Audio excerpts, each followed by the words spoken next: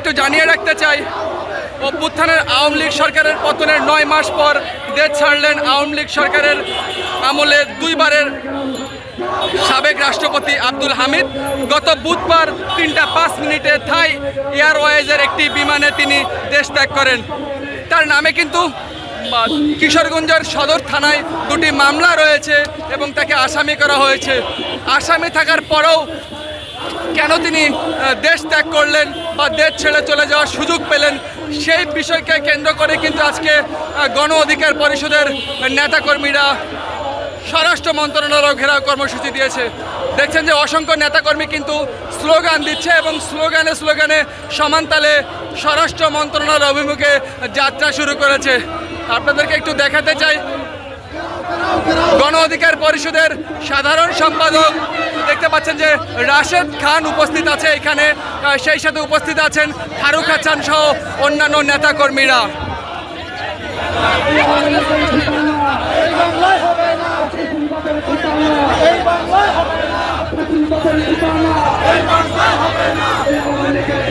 দর্শক, মিছিলটি কিন্তু এখন পর্যন্ত আছে প্রেস ক্লাব মোড়ে।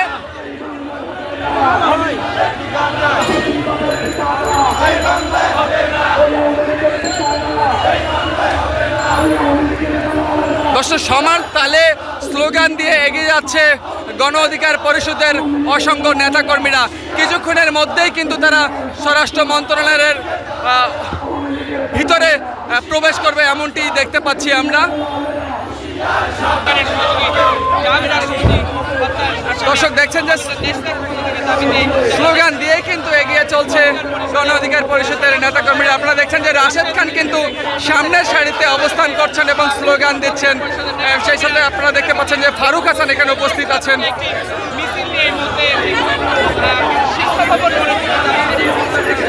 দর্শক, আমরা কিন্তু কথা বলেছিলাম গণ অধিকার পরিষদের নেতাকর্মীদের সাথে। তারা আমাদেরকে যেমনটি জানিয়েছে, আসলে খুনি হাসিনার দোসর 2 বারের সাবেক রাষ্ট্রপতি আব্দুল হামিদ কিভাবে মামলা থাকার সত্ত্বেও দেশ থেকে চলে যায়, সেই বিষয়ে কিন্তু ক্ষোভ প্রকাশ করেছে এবং বক্তব্য দিয়েছেন।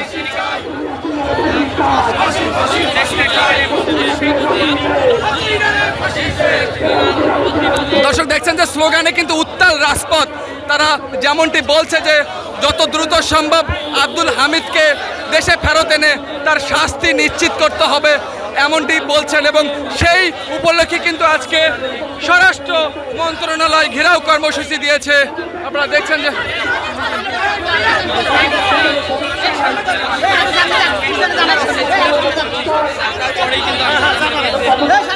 দর্শকের অল্প কিছুক্ষণের মধ্যে কিন্তু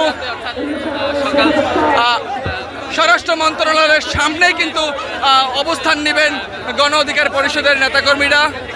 দর্শক, ঘেরাও কর্মসূচিকে কেন্দ্র করে কিন্তু আইন শৃঙ্খলা বাহিনী যথেষ্ট নিরাপত্তা কিন্তু ব্যবস্থা এখানে করেছেন। দেখছেন যে ব্যারিকেড দেওয়া আছে, সেই ব্যারিকেডের কাছাকাছি কিন্তু গণ অধিকার পরিষদের যে মিছিলটি, অর্থাৎ সেই মিছিলটি কিন্তু কাছাকাছি চলে এসেছে।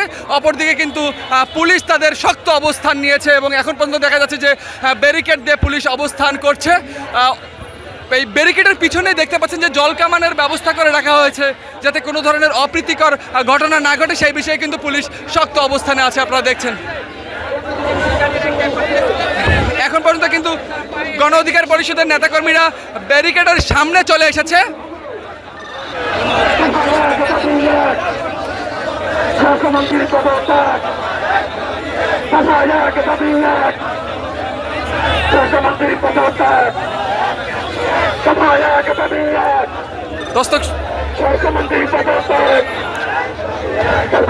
দর্শক, দেখছেন কিন্তু এখানে চলে এসেছেন রমনা থানার ডিসি মাসুদ এবং মাসুদ কিন্তু তাদের সাথে কথা বলার চেষ্টা করছেন যাতে পরিস্থিতি নিয়ন্ত্রণ করা যায়। এখন পর্যন্ত আমরা অবস্থান করছি শিক্ষা ভবনের সামনে, আর আপনারা দেখছেন যে পুলিশ একদিকে শক্ত অবস্থান, অপরদিকে কিন্তু গণ অধিকার পরিষদের নেতাকর্মীরা তাদের বক্তব্য পেশ করছেন এবং দাবি জানাচ্ছেন যাতে যত দ্রুত সম্ভব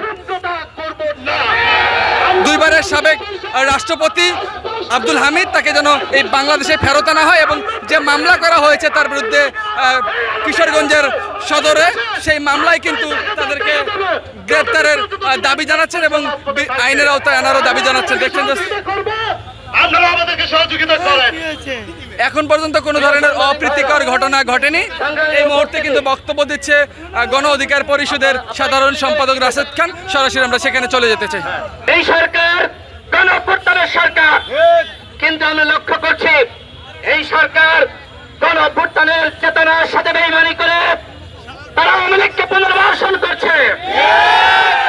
কিভাবে, কার সহযোগিতায় আমি রাষ্ট্রপতি আব্দুল হামিদ দেশ ছেড়ে পালালো, তার কৈফিয়ত সরকারকে দিতে হবে।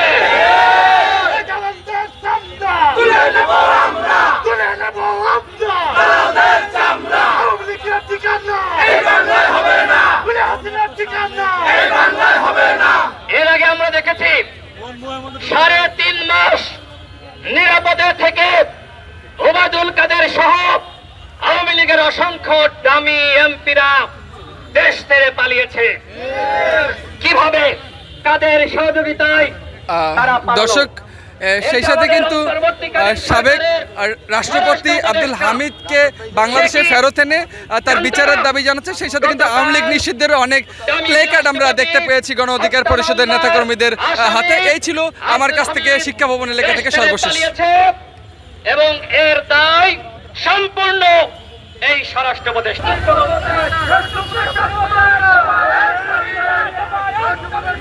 দর্শক, রাশেদ খান কিন্তু স্বরাষ্ট্র উপদেষ্টার পদত্যাগের দাবি করছেন। তিনি যেমনটি বলছেন যে সরকারের সহযোগিতায় কিন্তু দুইবারের রাষ্ট্রপতি আব্দুল হামিদ দেশ ছেড়ে পালিয়ে যাওয়ার সুযোগ পেয়েছেন, এমনটি বলছেন। দর্শক, দেখানোর চেষ্টা করছি, পুলিশ কিন্তু এখন পর্যন্ত তাদের ব্যারিকেডের পিছনে এবং সামনে দুই পাশেই অবস্থান করছেন।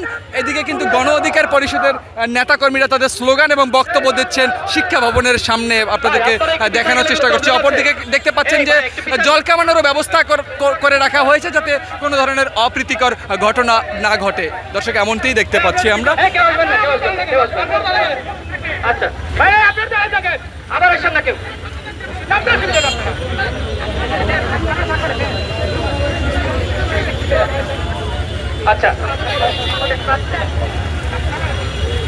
দর্শক, শিক্ষা ভবন থেকে এই ছিল আমার কাছে গণ অধিকার পরিষদের স্বরাষ্ট্র মন্ত্রণালয় ঘেরাও কর্মসূচি থেকে সর্বশেষ পরিস্থিতি।